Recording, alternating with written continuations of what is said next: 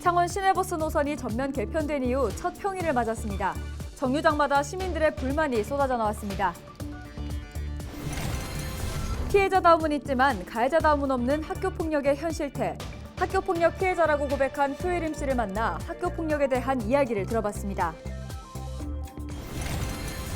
해양수산부가 고성 자란만 등 경남 일부 해역에 보름달 물해파리 주의특보를 발령했습니다. 지난달부터 진행된 정밀조사에서 경남 해역에는 100제곱미터당 550여 마리가 확인됐습니다. 하나오션이 출범 후 첫 대규모 인재 채용을 실시합니다. 채용은 생산과 연구개발, 설계 등 전 직무에 대해서며 올 연말까지 상시로 모집할 계획입니다.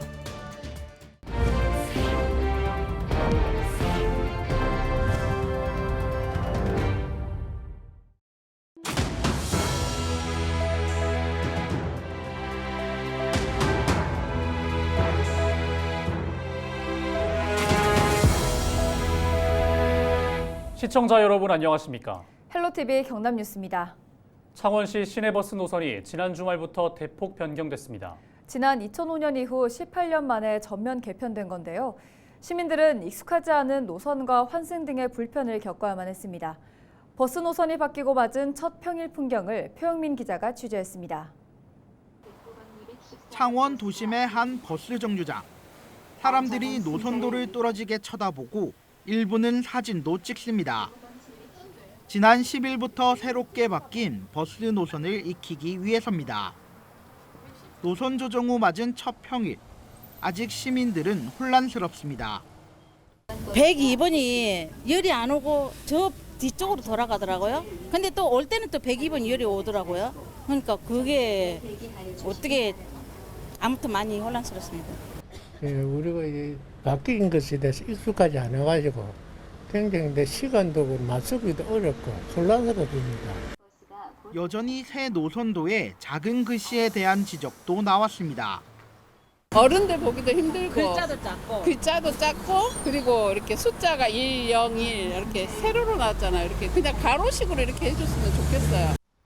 창원 외곽의 상황은 더욱 심각합니다. 19번과 530번 등 고등학생들의 유일한 통학 노선이 사라진 북면 신도시. 이러한 불편을 줄이기 위해 버스 배차 간격을 줄였지만 이제는 환승 없이 학교 가기가 불가능해졌습니다. 주민들은 노선 폐지도 억울한데 정작 원하는 노선은 생기지도 않았다고 말합니다. 요번에 생길 줄 알았어요. 노선이 바뀌고 또 저거 해서. 근데 여기서 도청 가려면 너무 불편해요. 한승은 말이 한승이지 그 버스가 언제 올지 모르거든. 창원시는 시민 혼란을 줄이기 위해 민원 유형을 분석해 추가 노선 조정에 나설 계획입니다. 또 정류소 260여 곳에 노선 안내 도우미를 13일까지 배치하고 버스 민원 전담 상황실도 운영합니다. 3분기 이 민원들 토대로 해서 수정을 할 거고, 그 다음에 이제 우리 BRT 공사를 하게 되면 두 번째 2단계로 또 수정 보완 조치를 할 거고, 3단계는 내년에 BRT에 시행하면 그때 또 조정 일부 조정을 할 거고. 이러한 대책이 시행되기까지는 시간이 걸리는 만큼 노선 개편으로 인한 시민 혼란은 당분간 이어질 것으로 보입니다. 헬로티비 뉴스 표영민입니다. 지난달 충남 천안에서 극단적인 선택을 한 고등학교 3학년 김상현 군. 12년 전 유서 4장을 남기고 떠난 권승민 군. 이들의 공통점은 지속적인 괴롭힘을 당하다 스스로 극단적인 선택을 한 학생들, 즉 학교폭력 피해자들입니다. 많은 사회적 의미를 남기고 종영된 드라마 더글로리는 그저 단순한 허구에 연출된 내용이 아니었습니다. 정말 학생이 저럴 수 있나라고 할 정도로 잔혹하고 끔찍한 모습이 담겼었는데요. 학교폭력 피해자가 이야기하는 학교폭력의 실태. 12년간 학교폭력을 당했다고 고백한 표예림 씨를 만나봤습니다. 정신과 선생님한테 제가 첫 마디로 했던 말은 저 좀 도와주세요. 저 좀 살려주세요. 였습니다. 피해자의 고통에도 멈춰줄 없어요.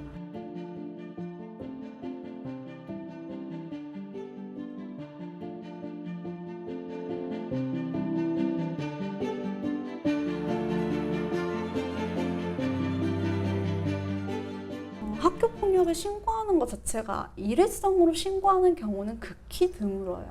고자질한다라고 생각을 하기 때문에 참다가 결국 터뜨리는 거란 말이에요.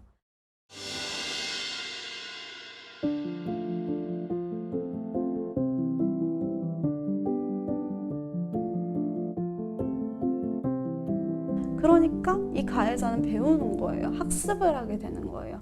아, 내가 이 정도 일을 했는데도 불구하고 내려지는 처벌은 이거밖에 안 되는구나. 이렇게 돼가지고 점점점 전과가 늘어난 거예요. 왜냐하면은 그거에 합당한 벌이 내려지지 않았으니까. 벌이 너무 가벼우니까.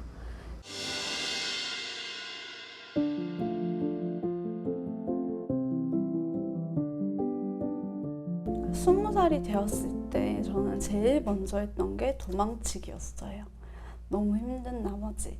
그리고 스스로를 부정했습니다. 20살 친구들이 모이면 하는 얘기가 그거잖아요. 고등학교 때 얘기, 중학교 때 얘기, 뭐 학교 다닐 때 어땠는지. 근데 저는 좋지 않은 그런 학교 학창 시절이 있었고, 그거를 얘기를 하게 됐을 때 배제당할까봐 무서운 나머지 거짓말로 둘러댔어요. 모든 법들이 가해자들에 대한 처벌 내지 가해자들의 교화에 초점을 맞추고 있어요.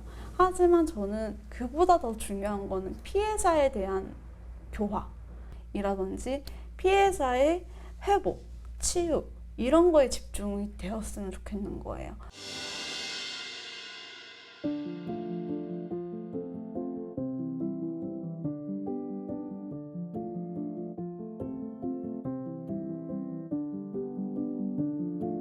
공소시효라는 거는 사실 법적에 의해서만 있는 거예요. 사회적, 도의적에는 공소시효란 없습니다.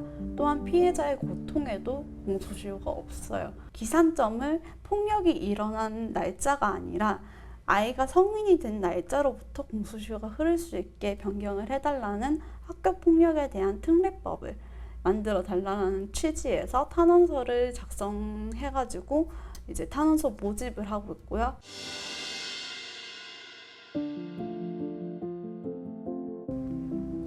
피해자가 마냥 피해자는 아니거든요, 사실. 그러니까 과거에 나는 피해자였지만 지금의 나까지 굳이 우울해야 되고 슬퍼해야 되고 음침해야 되고 아파해야 되고 해요. 근데 마치 그게 피해자다움이라고 이렇게 프레임을 만들어가지고 심지어는 스스로 피해자가 그 프레임을 직접 쓰고 있는 경우도 많죠. 왜냐하면 무서우니까, 두려우니까. 깨부술 수 있는 건데 깨부술 용기가 없는 거예요. 그 용기를 찾는 게 어떻게 보면 가장 중요하다. 조금 더 웃을 수 있고 스스로 피해자 프레임을 쓰고 있지 않았으면 좋겠습니다.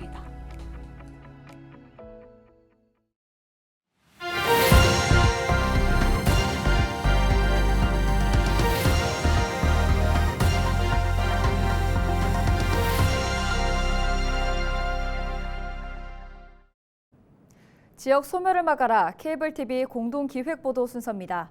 서울에서는 공공산후조리원을 늘려야 한다는 주장이 나오고 있는데요. 출산 부담을 줄여야 한다는 취지에서인데 정부 지원이 절실한 상황입니다. SK 브로드밴드 김대우 기자가 취재했습니다. 서울에 있는 산후조리원을 이용하려면 평균 410만 원 정도 돈을 내야 합니다. 다른 시도보다 100만 원 넘게 비쌉니다. 그런데 반값인 곳이 있습니다. 바로 공공산후조리원인데 지금은 송파구에 유일하게 있습니다. 전국 최초로 설립되었고요. 서비스 분야 KS 인증을 받아서 또 서비스 분야에서는 독보적으로 지금 운영하고 있습니다. 그만큼 인기입니다. 만족도도 높습니다. 민간 산후조리원과 비교했었을 때 전혀 뒤처짐 없고 훨씬 더 좋은데 가격도 저렴하고 아무래도 공공이다 보니까 더 잘 돌봐주실 거라는 믿음 때문에 선택을 하게 되었습니다. 공공산후조리원은 저출산 현상을 극복하는 직접적인 해결책은 아닙니다. 그러나 분명 도움이 된다는 분석입니다. 가족 친화적인 사회 환경을 조성하는 데는 분명한 도움이 될 것 같고요. 둘째나 셋째 아를 낳을 때 아무래도 조금 더 긍정적인 측면의 영향을 미칠 걸로 예상이 됩니다. 자치구마다 하나씩 있어야 한다는 목소리가 나옵니다. 문제는 돈입니다. 짓고 운영하는 데 드는 돈을 지자체가 다 마련해야 합니다. 정부 예산을 지원받을 수 있는 법적 근거가 없는 건데 관련 법 개정안이 발의된 상태입니다. 지자체가 다 부담을 하려면 자원이 굉장히 많이 들잖아요. 그래서 그거는 반드시 정부의 지원이 필요하다 이렇게 보고요. 다행인 건 조금씩 는다는 점입니다. 서울의 두 번째 공공산후조리원이 올해 하반기 개원을 앞두고 있습니다. 저희 서대문구에는 산후조리원이 2개소밖에 없어서 한 800명 정도의 산모만 수용할 수 있어서 서대문구에서는 산후조리원 인프라가 좀 약한 상태이고요. 산후조리원의 총 그 평균 금액이 380만 원 정도 됩니다. 그렇게 되면 그 취약계층의 산모들은 거의 이용할 수가 없거든요. 전국에서 합계 출산율이 가장 낮은 서울. 공공산후조리원에 거는 기대가 조금씩 커지고 있습니다. BTV 뉴스 김대우입니다. 12일 아침 6시 3분쯤 통영시 필도 서쪽 1.2km 해상에서 조업 중이던 1톤 어선과 항해 중이던 5톤 양식장 관리선이 충돌했습니다.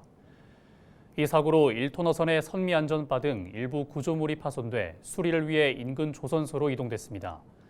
당시 1톤 어선에는 1명, 양식장 관리선에는 4명이 승선 중이었지만 다행히 인명피해는 발생하지 않았습니다. 해경은 선박 충돌 직후 어선 위치 발신 장치 선박 패스에 SOS 알람이 발생하자 출동해 선박을 구조했습니다. 지난 11일 오후 6시 6분쯤 창원시 마산 합포구 구산면 명주항 인근 해상에서 해저 암초에 걸린 2톤급 연안 통발어선 A호가 30분 만에 해경에 구조됐습니다. A호의 신고를 받고 출동한 해경은 승선원 2명을 모두 구조했으며 민간 구조선의 도움을 받아 암초에 걸린 A호를 고현항으로 입항 조치했습니다. 해양수산부가 고성 자란만과 거제 등 경남 일부 해역에 보름달 물해파리 주의특보를 발령했습니다. 해수부는 지난달부터 경남 내만을 예찰한 결과 100제곱미터당 보름달 물해파리가 최대 550여 마리 확인돼 특보를 발령했다고 설명했습니다. 해수부는 어선을 투입해 해파리를 제거하고 해수욕장에 차단망을 설치할 계획입니다. 보름달 물 해파리는 독성은 약하지만 그물에 손상을 주는 등 어민 피해를 주고 있습니다. 하나오션이 출범 후 첫 대규모 인재 채용을 실시합니다. 모집은 올해 연말까지 생산과 연구개발, 설계 등 기술 분야와 영업, 사업관리, 재무 등 전 직무에 대해서입니다. 채용은 하나그룹 공식 채용 사이트 하나인에서 지원서를 받아 접수하면 되며 1차 실무 면접, 2차 임원 면접을 거쳐 최종 합격자를 뽑습니다. 하나오션은 이번 인력 채용과 동시에 생산 설계 역량을 조기에 정상화할 계획입니다. 삼성중공업이 부산시에 R&D 센터를 건립합니다. 삼성중공업과 부산시는 12일 부산시청에서 부산 R&D 센터 건립을 위한 투자 협약을 체결하고 해양 엔지니어링 전문 인력 확보와 설계 역량 강화에 나설 것을 약속했습니다. 이번 협약에 따라 삼성중공업은 부산 시내에 1,700제곱미터 규모의 R&D 센터를 지역경제 활성화와 부산 경남권 인재 채용에 나서고 부산시는 센터 건립에 필요한 행정 업무를 적극 지원할 계획입니다. 창녕군이 임산부의 건강 증진과 친환경 농산물 소비 촉진을 위한 임산부 친환경 농산물 꾸러미 지원 사업을 실시합니다. 지원 대상은 창녕군에 거주하는 임산부 또는 지난해 1월 1일 이후 출산한 상모로 총 70명에 대해서입니다. 신청은 오는 30일까지 주소지 읍면사무소에 신청서와 임신 출산 확인서 등 필요한 서류를 제출하면 됩니다.